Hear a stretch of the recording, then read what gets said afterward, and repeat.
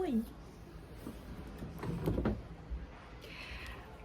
Eu sinto que esse negócio de YouTube tá ficando bem engraçado na minha vida. Então eu vou fazer todo o clichê aqui de falar, inclusive, tá me agoniando, vai ficar aparecendo isso aqui o vídeo. The day that I met you, I started dreaming. Oi, hoje eu vou falar sobre livros.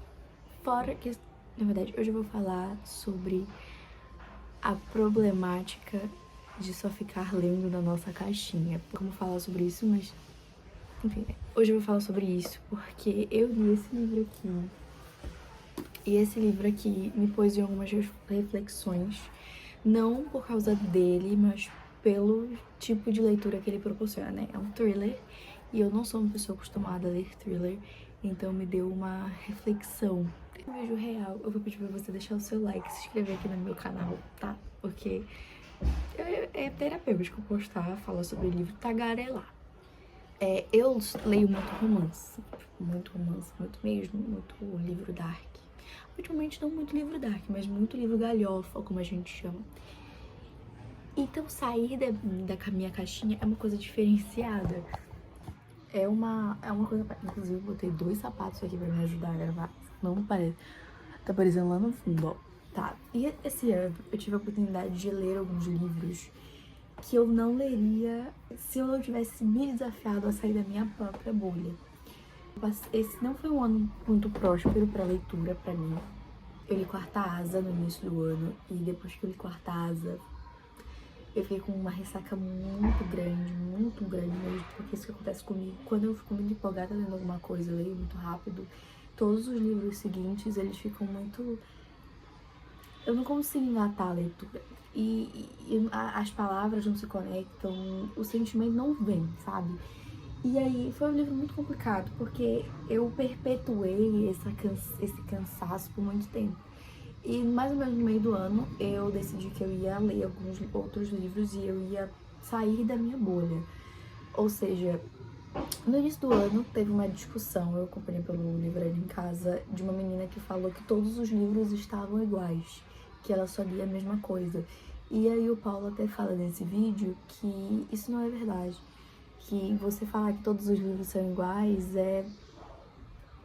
enfim, não é legal. Porque existem muitos outros tipos de livro que você não tá lendo, entendeu? Então, se você tá lendo muito da mesma coisa, às vezes é porque você decididamente só quer ler aquela coisa.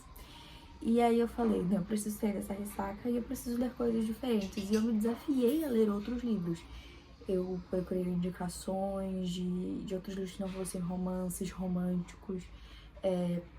E foi aí que eu encontrei o meu livro, o melhor livro desse ano que eu li, que foi disparado meu livro favorito. Nunca é silêncio aqui, tem sempre alguma coisa. O meu livro favorito desse ano, a melhor leitura que eu fiz, Violeta, da Isabel Allende.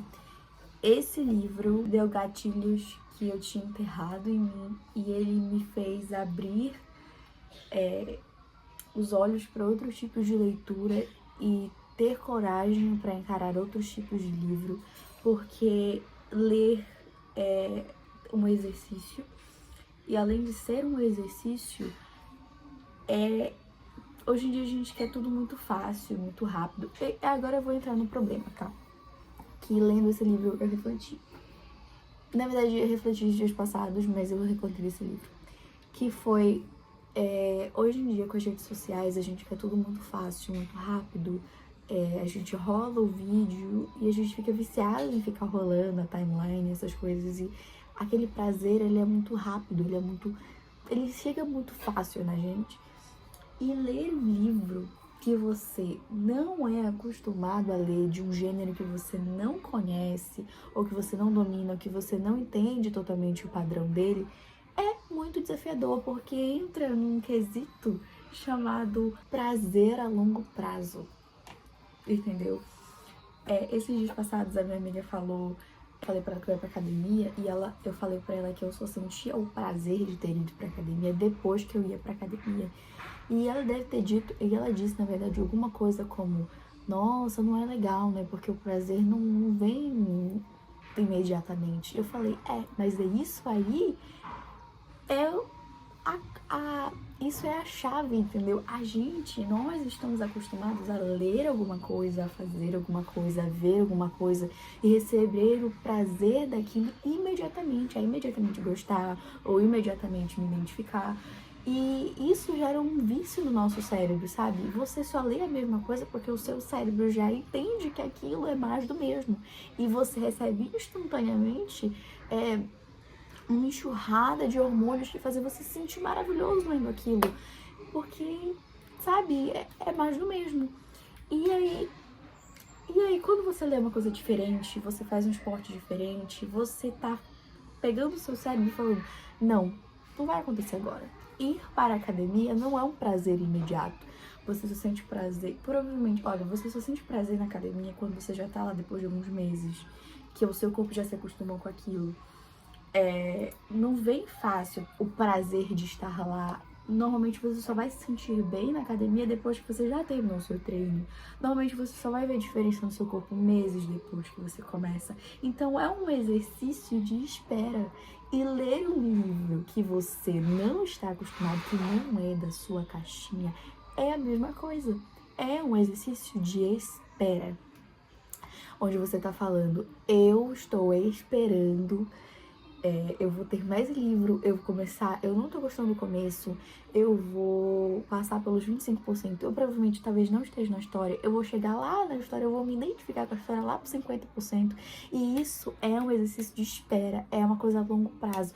Esse ano eu li outro livro da Isabel Allende, porque a Isabel Allende, ela foi a minha rainha desse ano. Eu li esse livro da Isabel Allende esse ano, que é A Casa dos Espíritos, e eu absolutamente não me identifiquei com essa leitura. Principalmente porque o protagonista, ele é homem, ele vem de um lugar muito retrógrado, ele é uma pessoa muito retrógrada, ele faz coisas horrendas que você fica, sabe, que não entra na sua cabeça porque ele faz isso, e você não tá acostumado a ler aquilo, e você... Eu não entendo, eu quis abandonar essa história. Eu comecei essa história, eu abandonei essa história, eu voltei a ler essa história porque eu não tinha nada pra ler. E foi só quando chegou no meio, sabe? Quando chegou no meio do livro, que aquele livro fez sentido pra mim, eu queria continuar lendo ele. Só assim fez sentido. E quando eu terminei esse livro, veio um sentimento de amor tão grande, sabe? De que eu consegui ver a evolução daquele livro em mim. Eu consegui ver como ele cresceu em mim, lendo dia após dia, parágrafo por parágrafo, porque quando você tá fazendo uma coisa que não te gera prazer instantâneo, é uma batalha degrau por degrau. É degrau por degrau. Você lê um livro, cada parágrafo que você continua lendo é uma batalha por si só. Então eu queria ter essa discussão porque eu acho essencial a gente falar sobre isso. Então, sim, tentem livros novos que discutam coisas que vocês não estão acostumados, que deem um ar novo pra vocês, alguma concepção diferente. Façam coisas que não te gerem prazer instantâneo, sabe? Porque a gente tá tão acostumado com o TikTok, com o Instagram, com música, com tudo, que sabe, é uma coisa tão efêmera. Acaba tão rápido, vem muito rápido, acaba muito rápido. E isso acaba viciando a gente mais naquela coisa. E, enfim. Então eu vou indicar aqui alguns livros que eu li, que não eram romances românticos e que me fizeram sair da minha caixinha, me fizeram minha mente, assim, rodar, sabe? Em direções diferentes. Então, tem a Casa dos Espíritos da Isabel Allende, eu vou falar um pouquinho da sinopse. Nesse livro, a gente vai... esse livro é narrado por um homem chamado Esteban Trueba, que vai contar mais ou menos a história dele. Eu suponho que esse livro se passa em 1920, eu entendi que esse livro se passava em 1920. Ele vai contar a história dele, a história do casamento dele, a história de como ele conheceu a mulher dele. Ele tinha uma noiva antes, enfim, ele vai contar. Só que a parte interessante desse livro não é exatamente a relação do Esteban Trueba, mas sim tudo que tá ao redor. Eu suponho que esse livro se passa no Chile, porque ninguém sabe exatamente onde os livros da Isabel Allende se passam. Então ele vai contar a transformação industrial do Chile, né? Como as cidades elas evoluíram, tinha um espaço ali, já é outro. As dinâmicas do campo, o início da discussão socialista no meio rural. É muito interessante esse tópico. E é um bom repertório para Enem. Esse livro é de fato um bom repertório para Enem. Todos os livros de Isabel Allende são. Enfim, eu acho muito interessante e essa sinopse. E Violeta de Isabel Allende, a gente vai acompanhar a história de uma senhora que ela vai estar contando a vida dela desde quando ela nasceu, em 1920, até a morte dela em 2020, exatamente 100 anos. Então ela vai contar sobre a primeira infância dela, ela se mudando, falando com uma sensibilidade tão grande. Essa mulher, ela tem 100 anos e ela vai estar contando da vida dela. E é muito interessante, sabe? De fato, eu não vou dar muito spoiler, porque eu acho que esse livro, a concepção dele, eu falando do que eu senti lendo, tudo é um spoiler. Mas esse livro me deu um dos maiores choques assim, na minha vida, que foi o medo de envelhecer. Porque eu sempre tive medo de envelhecer, de ficar velha. Mas esse livro me deu uma concepção diferente sobre envelhecer. E eu fiquei com mais medo ainda. E eu tenho que ler outra coisa para tirar esse medo. Mas é um livro muito sensível, é um livro muito honesto. É um ótimo livro para você que começar a ler Isabel Allende. Não é um livro complicado. É um estilo de escrita maravilhoso. E falando do tipo de escrita de Violeta da Isabel Allende, a gente vai mudar de gênero e a gente vai falar sobre esse livro aqui maravilhoso, que é A História Secreta de Dona Tarde. De Dona Tarde não, a autora é Dona Tarde. Esse livro, ele é maravilhoso e ele tem o mesmo estilo de escrita de Violeta, que é um estilo como se a pessoa estivesse escrevendo cartas, sabe? Ela tá como se ela estivesse escrevendo uma grande carta ao leitor. De fato, os dois estão escrevendo cartas.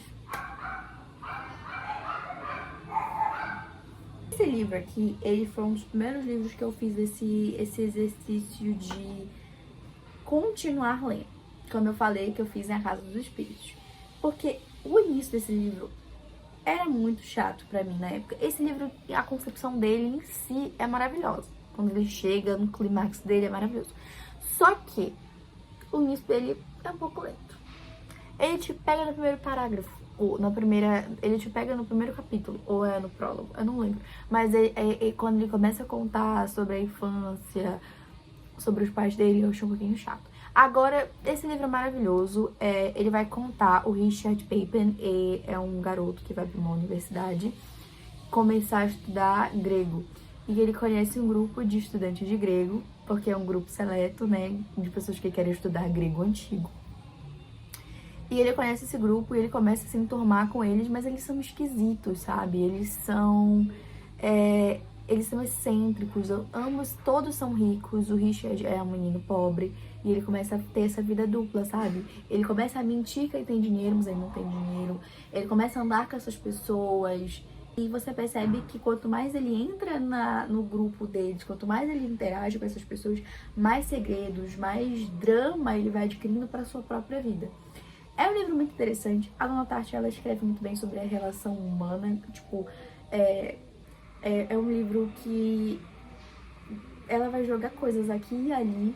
E quando chegar no clímax, que é esse momento aqui, que era a chave central da história, que é uma coisa que acontece nesse livro, ela não vai te falar, ela não vai te dar detalhes, ela só vai... Foi nesse dia que aconteceu tal forma. Acabou. Ela não vai te descrever o momento, vai ser isso aconteceu e acabou. Porque todos os detalhes daquela cena, ela já te deu em algum momento do texto, anteriormente, alguma divagação do Richard, ele já falou. E tal coisa, eu via tal coisa acontecendo desse jeito, tal coisa aconteceu desta forma. Mas isso ele tava divagando em um momento antes da coisa realmente acontecer. Eu acho que ficou confuso, mas é maravilhoso. De qualquer forma, a Dona Tarde, ela descreve relações humanas de uma forma muito propícia. Mas eu não vou conseguir lembrar direito o porquê disso, por muito tempo que eu li esse livro. Mas eu me recordo de achar que as relações deles eram bem complexas, sabe? Porque tem uma hora que você acha que você tá entendendo uma pessoa, mas Tem uma hora que você acha que você tá entendendo uma pessoa, mas você não tá de fato entendendo aquela pessoa, sabe? Tem uma hora que você chega perto de uma pessoa, você pensa que você conhece aquela pessoa, mas ela tem outro segredo que você não conhece. Cara, ela escreve os personagens de uma forma meio tridimensional, em que em algum momento você... O Richard descrevendo essas pessoas, né? Você começa a ficar com raiva delas ou não. O Richard seria um personagem meio cinza, sabe? Bem profundo. E aí, a gente nunca sabe, uma grande teoria do livro, na verdade, se as coisas acontecem do jeito que o Richard descreve ou o Richard nos manipula a acreditar que sim. Porque tem um personagem nesse livro que vai acontecer alguma coisa com ele e nós gostamos desse personagem, mas até o momento que acontece alguma coisa com ele, bem próximo de acontecer, nós estamos o odiando. E a gente não sabe se isso é porque a pessoa é desprezível ou se o Richard, ele quer que essa pessoa, que a gente tenha essa impressão. Então, assim, é um bom livro, leia ele, é uma ótima indicação. Tá. Outro thriller, agora eu vou falar de Flores Batidas da Kathleen Slaughter. Esse livro é um bom livro, eu passei uns 3 dias lendo ele, o que é a minha média de leitura normal. Ele, assim, é um livro bem gráfico. Eu vou ler a sinopse pra vocês, porque eu posso me estender, né? Eu dei 4 estrelas e meia pra esse livro. Eu não vou lembrar quanto eu dei pros outros livros, porque... Tá. Quando Lydia contou para a irmã que o cunhado havia tentado, Claire não acreditou. 18 anos depois, porém, tudo que Claire achava saber sobre o marido se prova uma mentira.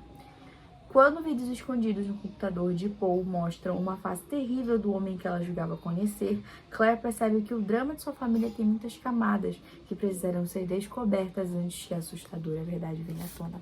Esse livro vai falar sobre 3 irmãs, que é a Claire, a Lydia e a Julia. A Julia desapareceu há 18 anos atrás, do ponto onde essa história começa. E vai ter uma nova garota que desapareceu.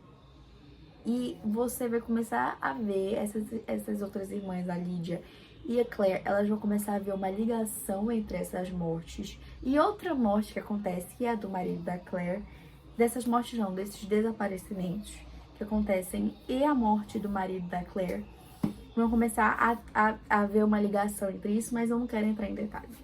Então eu vou pular para o próximo. O Fantasma da Ópera, que eu li nessa edição. Esse livro também foi um exercício de perseverança, viu? E eu amo esse livro hoje, mas ele foi com certeza um exercício de perseverança. E quanto mais tempo se passa que eu li ele, mais eu gosto dele. E assim, o início desse livro é muito maçante, é muito chato. Eu acho que até aqui, por aqui, desse livro eu tava arrastando. Minto, até aqui, eu não tava suportando. Agora, quando chega no final, quando o Raul conhece o persa, menina, eu fiquei viciada. Fiquei maravilhada. Não vou dar muito spoiler, é um clássico, todo mundo já ouviu falar do Fantasma da Ópera. Tem um fantasma numa ópera. Eu nem sei explicar esse negócio desse livro. Eu indiquei aqui 5 livros. Foram 5 livros. Então você tem 5 livros pra começar. Cadê você começando os livros? Tem que começar. Já anotou os livros que eu indiquei aqui? Tá. Então foi isso. Eu espero que você tenha gostado. Eu espero que você tenha escutado essa divagação até o final. Foi muito importante pra mim gravar esse vídeo, porque eu queria discutir isso com alguém e quis discutir isso com vocês. Muito obrigada pela sua atenção. Eu espero que você tenha gostado do vídeo e tenha gostado das indicações que eu dei. É isso, eu acho. Muito obrigada.